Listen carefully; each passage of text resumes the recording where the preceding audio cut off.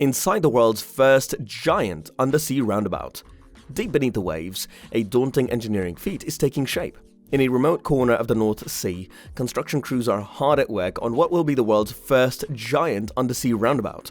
When finished, the roundabout will be nearly a mile wide and will allow ships to safely navigate between 4 busy shipping lanes. This engineering marvel is the result of years of planning and will be an essential part of keeping global trade moving smoothly. So dive into this video and get an inside look at the world's first giant undersea roundabout. A secluded island between Iceland and Norway may not spring to mind when you think about the world's most amazing tunnels. However, in order to link 18 rough chunks of volcanic rock, and Faroe Islands have had to become rather adept at tunneling. This jellyfish roundabout is an important piece of infrastructure that has reduced travel time between two of the most populated islands from more than an hour to only 15 minutes. The Faroese way of life goes slowly, but the weather moves swiftly. Some claim that you may experience all 4 seasons in one day.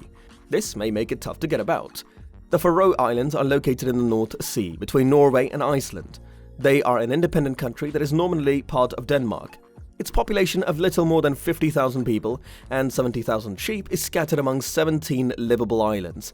Until recently, the only method to go between the islands was to take a boat.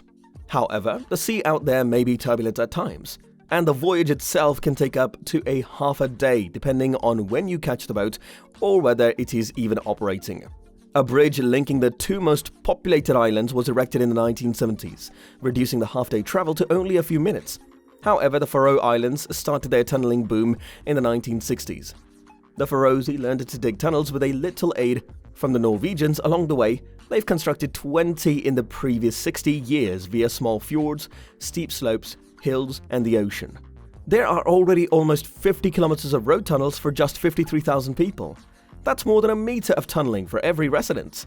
The Faroes are now extending their tunneling system even further with the construction of 2 submarine tunnels. It is the company's largest investment to date, costing almost $700 million in total. The Eysturoy Tunnel, which connects the islands of Streymoy, where the capital city is situated, and Eysturoy, opens in 2020. The second Sandoy Tunnel is scheduled to open in 2023, linking Sandoy's sparsely inhabited settlements into a larger infrastructural network in Streymoy. Instead of driving automobiles aboard boats, individuals in the Faroes may now drive under the ocean. The tunnel itself is the world's second longest drive-through tunnel, and no detail has been overlooked.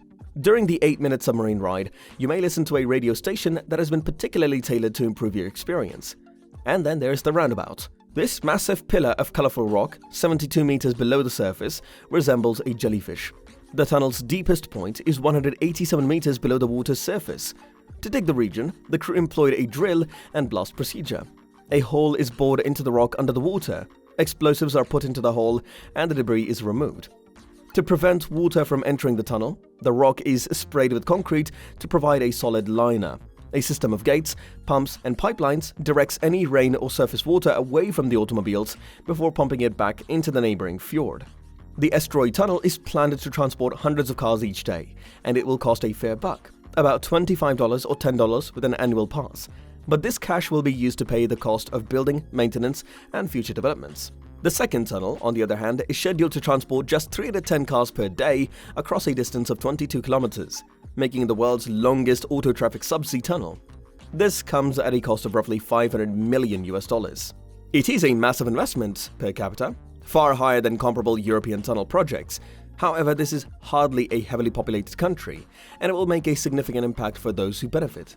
To go from Sandoy to the mainland right now, you must use a ferry. The new underwater tunnel will reduce a 64-minute vehicle travel to 16 minutes. The Faroe Islands, a peaceful country of just 50,000 people, are spending a lot of time, money, and talents on its infrastructure, and it's paying off.